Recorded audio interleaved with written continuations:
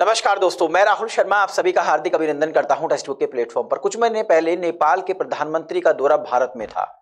उस समय नेपाल के प्रधानमंत्री ने एक स्टेटमेंट दिया कि भारत और नेपाल के संबंध पौराणिक है, यानी हमारे रिश्ते बहुत पुराने हैं। हमारे रिश्ते ट्रेड पर निर्भर नहीं करते, यानी व्यापारिक नहीं है। ये शब्द उन्होंने तब कहे तब वो भारत एक उम्मीद से आए थे। वो उम्मीद थी कि जो BRI प्रोजेक्ट के तहत पोखरण में जो एयरपोर्ट बना है, उस एयरपोर्ट से जो फ्लाइट उड़ती हैं उसको भारत अपना एयर स्पेस दे ताकि वो एयरपोर्ट प्रॉफिट में जा सके। इसलिए वहां के प्रधानमंत्री ने ये शब्द कहे। उन्होंने कहा कि भारत और नेपाल के संबंध पौराणिक हैं। खैर, वो माने या ना माने, हम तो इन बातों को मानते हैं क्योंकि सीता माता वहीं से आई थी, आप सभी जानते हैं। तो भारत और नेपाल के संबंध तो बहुत पौराणिक है।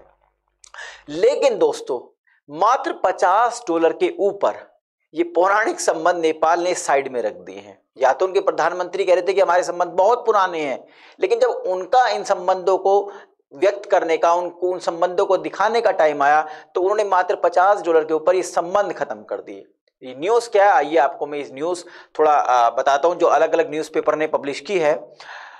देखिए, Nepal mills turns towards Chinese imports due to cost competitiveness, यानी मात्र $50 को सेव करने के लिए जो नेपाल की कंपनियां हैं, जो नेपाल की स्टील मिल हैं, उन्होंने भारत की जगह अब चाइना से स्टील को इंपोर्ट करना शुरू कर दिया मात्र $50 सेव करने के लिए। आइए इस न्यूज़ को थोड़ा डिटेल में आपको समझाने की मैं कोशिश करता हूं दोस्तों। देखिए, नेपाल ने धीरे धीरे अपनी जरूरतों की जो चीजें हैं वो भारत से मंगानी कम कर दी, यानी भारत से वो जो इंपोर्ट कर रहा था उसमें धीरे धीरे कमी करनी शुरू कर दी है। मैं आपको बता दूं दोस्तों, भारत ने मात्र $50, जैसे मैंने आपको नंबर ऑफ टाइम्स से बता दिया, मात्र $50 सेव करने के लिए जो अपने पौराणिक संबंध है, जो प्राचीन संबंध है भारत के और नेपाल के, उनको खत्म करने की शुरुआत कर दी है। और इन $50 को सेव करने के लिए जो नेपाल है अब वो चाइना से प्रोडक्ट्स को इंपोर्ट करने लगा है। मैं कुछ आपको फैक्चुअल डेटा बताता हूं। देखिए, नेपाल प्रतिवर्ष हर साल लगभग 95% अपनी टोटल रिक्वायरमेंट का स्टील भारत से इंपोर्ट करता है, 95%। लेकिन अब ये धीरे धीरे कम होने लगा है। अगर मैं कुछ पिछले महीनों का आंकड़ा दूं तो ये घटकर 95% से घटकर 90% ही रह गया है। नेपाल हर साल भारत से लगभग 1.5 million ton semi finish steel यानी कि रो स्टील मंगाता है, और जो फिनिश स्टील है वो लगभग 1 मिलियन टन प्रतिवर्ष मंगाता है।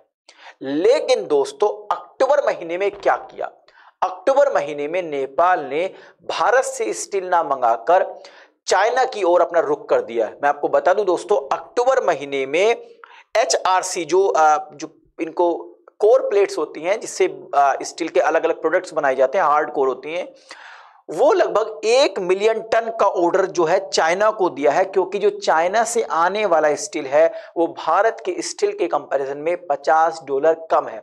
मैं इस बात से सहमत हूं कि भाई जहां से फायदा हो रहा है वहां से मंगाइए।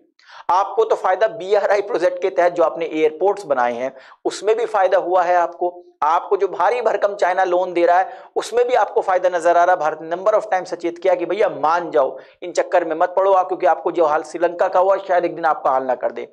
लेकिन मात्र $50 बचाने के लिए, पर टन बचाने के लिए, ये अब चाइना की ओर इनका झुकाव आ गया है। अब क्या होगा, धीरे धीरे भारत से संबंध स्टील के खत्म हो जाएंगे, फिर एक दिन वो प्राइस अपने हाई कर देगा, तब मरता क्या ना करता आपको फिर भी ना चाह के भी उनसे ही खरीदना पड़ेगा। तो भारत ने सचेत किया कि आप ऐसा ना कीजिए, कुछ पैसा बचाने के लिए हमसे संबंध मत खत्म कीजिए। लेकिन ठीक है, अगर उनको फायदा हो रहा है तो उनको जाने दीजिए, भाई व्यापार में कोई किसी का सगा नहीं होता। लेकिन जब हम व्यापारिक संबंध हम दिखाते हैं तब आप हमसे पौराणिक संबंध के जिक्र कर बैठते हैं, और अगर हम पौराणिक संबंध की बात करें तो आप हमसे व्यापारिक संबंध दिखाते हैं। तो खैर, इस बात से हुआ क्या दोस्तों, धीरे धीरे जो भारत से जो स्टील की रिक्वायरमेंट है नेपाल की, वो घटने लगी। और अक्टूबर महीने में दोस्तों जो स्टील का एक्सपोर्ट हो रहा था भारत से, उसमें 27% की कमी आई। मैं आपको कुछ आंकड़ा दिखाना चाहूंगा जो चाइना से संबंधित है। देखिए दोस्तों, इधर आप ग्राफ देख रहे होंगे, यहां पर देखिए दुनिया में जो स्टील प्रोडक्शन के मामले में चाइना नंबर 1 है। चाइना प्रतिवर्ष 1013 मिलियन टन स्टील का प्रोडक्शन करता है, जबकि सेकंड नंबर पर इंडिया है 124.8 मिलियन टन। लेकिन ये गैप बहुत बड़ा है दोस्तों, देख रहे हैं कहां 124.8 मिलियन टन और कहां पर 1008 मिलियन टन, तो कितना बड़ा गैप है। इसकी वजह से ही दूर होते हुए, देखिए चाइना का बहुत दूर है नेपाल से, तो जो लॉजिस्टिक चार्ज है उसके अत्यधिक होने के बावजूद भी सस्ते दर पर स्टील मुहैया करा रहा है। और उसके अलावा भी चाइना ने देख लिया, अरे कोई बात नहीं, अभी एक बार लॉस हो रहा, होने दीजिए, एक बार अपना, जिस तरीके से कहते हैं ना, हम भी किसी दुकानदार के पास जाते हैं, वो चीजें सस्ती दे देता है हमें, कई बार जितने की उसको मिल रही है उतने की हमको सेल कर देता है। वो अपना क्या, एक हमसे हमको एक कहते हैं ग्राहक बना रहा है। तो इसी तरीके से वो नेपाल को अपना ग्राहक बना रहा है। जैसे भारत से रिलेशन दूर हो, इसके संबंध में खटास आएगी, भारत दूर होगा तो फिर फाइनली उसका प्राइस भी बढ़ा देगा। ये नेपाल की, चाइना की पुरानी आदत रही, इस तरीके से बीआरआई प्रोजेक्ट में भी फंसाने की कोशिश की जा रही है नेपाल को। तो यानी कि सबसे ज्यादा प्रोडक्शन करता है चाइना स्टील का वर्ल्ड में, इसी की वजह से उसके प्रोडक्ट के प्राइस भी कम है। लेकिन इतने कम करना, इसमें कुछ दाल में काला हो सकता है। खैर नेपाल नहीं समझ रहा, क्योंकि नेपाल और भारत के संबंध धीरे धीरे बिगड़ते जा रहे हैं पिछले 3-4 सालों से। जैसे ही वो ओपी शर्मा ओली, याद है आपको, ओली साहब का कनेक्शन था, कोई राजदूत थी चाइना की महिला, उनके साथ था, उनसे फिर चाइना से उनकी नजदीकी हुई, कम्युनिस्ट पार्टी के लीडर हैं ही। तो मतलब भारत से दूरी बनाने की कोशिश की गई थी और चाइना नेपाल को साथ लाने की कोशिश की थी। खैर अभी तो $50 पर टन पर बचत हो रही है, लेकिन जैसे ही जो रेलवे लाइन बनाई जा रही है चाइना से नेपाल के बीच में, तब शायद ये ट्रेड वैल्यू और बढ़े और स्टील और सस्ती मिले नेपाल को। ठीक है। इसके अलावा दोस्तों मैं आपको एक आंकड़ा और दिखाता हूं। देखिए स्टील क्यों इतनी सस्ती है चाइना के अंदर। मैं स्टील सस्ती है, मैं इससे नहीं मुकर रहा हूं, लेकिन नेपाल को ज्यादा ही सस्ती दी जा रही है। उसका एक बहुत बड़ा कारण है, चाइना के अंदर स्टील इसलिए सस्ती है क्योंकि चाइना के अंदर प्रोडक्शन ज्यादा है। चाइना ने सन 2000 से लेके जबरदस्त प्रोडक्शन शुरू कर दिया स्टील में, और एक बहुत बड़ा कंट्रीब्यूशन निभाता है चाइना की जीडीपी में स्टील, दुनिया में सेल कर ये। तो इस वीडियो के माध्यम से मैंने आपको यह बताया कि इस कूटनीति की दुनिया में कोई किसी का सगा नहीं है। आप किसी के लिए लाख अच्छा कर ले। भारत ने जब भी देखिए, जब नेपाल को जब भी भारत की आवश्यकता पड़ी तो भारत ने बढ़ चढ़कर मदद करी, चाहे वो नेपाल में आए हुए अर्थक्वेक क्यों ना हो, भारत ने हमेशा मदद करी। भारत अपना मानता है नेपाल को, और नेपाल के लोग भी भारतीयों को अपना मानते हैं। लेकिन सरकार का कुछ अलग ही वहां पे सिस्टम चल रहा है। वो सरकार भारत से दूरी बनाने की कोशिश कर रही है। चाहे ठीक है अभी ये शॉर्ट टर्म प्रॉफिट हो, लेकिन आने वाले समय में शायद ही ज्यादा बड़ा नुकसान हो।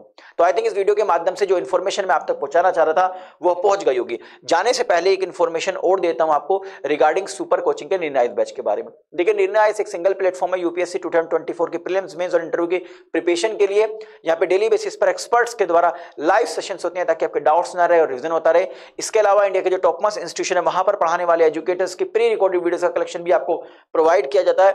लगभग 8 ऑप्शनल सब्जेक्ट जैसे पीएसआईआर है, geography, anthropology, history, Hindi literature है, पब्लिक एडमिनिस्ट्रेशन, सोशियोलॉजी, फिलोसफी जैसे सब्जेक्ट यहाँ पे कवर कराए जाते हैं।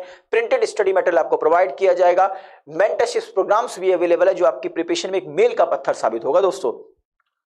इसके अलावा मेंस की टेस्ट सीरीज और कॉपी ई वैल्यूएशंस का फीचर है, यानी कि कंबाइंड पैकेज है prelims to interview for your UPSC preparation.